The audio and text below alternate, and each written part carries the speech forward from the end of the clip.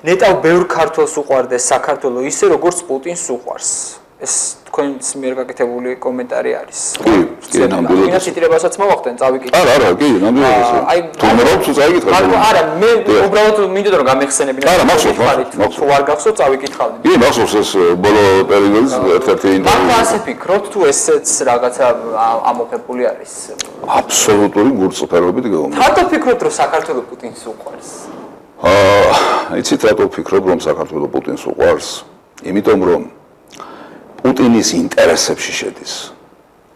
რუსეთის ინტერესებში შედის აქ ერთიანი, სუვერენული, ოღონდ რუსეთის მიმართ კეთილგანწყობილი საქართველოს არსებობა. მის სამხრეთ საზღვრებთან.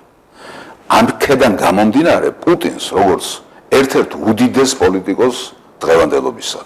ერთ-ერთ უდიდესი გავლენის, მე მგონი ყველაზე დიდი გავლენის მქონე პოლიტიკოს ამ პლანეტაზე დღეს.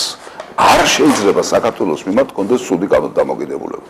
მას ცუდი დამოკიდებულება დავა 2008 წელს იმის მიუხედავად რომ ყოველდღიურად იწაცებენ საოკუპაციო ხაზთან მდებარე სოფლებიდან ადამიანებს ჩვეულებრივ ლეკიანობა გორის მუნიციპალიტეტში, ქარელის მუნიციპალიტეტში, ხაშურის მუნიციპალიტეტში, კასპის მუნიციპალიტეტში ადამიანებს იწაცებენ საკუთარი ბაღებიდან, საკუთარი სახლებიდან და მე ათავისუფლებენ ფულის გადახდის სანაცვლოდ. კარგი ბიზნესი აქვს ჩვეულებრივ. ყოველივე ეს, ჩემო გიორგი, შესაძლებელია ასეც იყოს, მაგრამ ყოველივე ეს არის სრული გაუგებრობა. მე ვლაპარაკობ პოლიტიკაზე. მე ვლაპარაკობ გლობალურ ტენდენციებზე. ახლა გიხსნით, თუ შეიძლება ბოლომდე მომეცით, მე მგონი ლაკონურად პასუხობთ, ხო?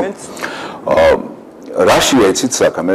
პუტინს აი ეს ინტერესები ამოძრავებს პირველ რიგში და რატიღა მას უნდა კეთილგანწყობილი საქართველო რუსეთის მიმართ. ის არ შეიძლება საქართველოს მიმართ არ იყოს კეთილგანწყობილი. ხო თქვა თუნდაც ერთი კონკრეტული დეტალი ავიღოთ. აი, როდესაც საქართველოს ტერიტორიულ მთლიანობაზე შეეკითხნენ მას ერთ-ერთი დიდი პრესკონფერენციის მსვლელობის პროცესში.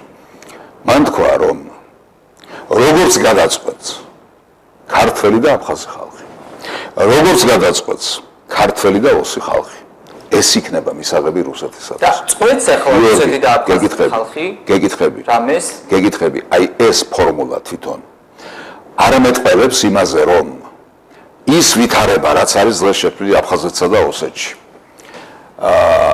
არ არის საბოლოო და არ არის წერტილი დასმული. მან დატოვა ღია კარების ამოქმედოდ. ჩვენ გამოვიყენეთ.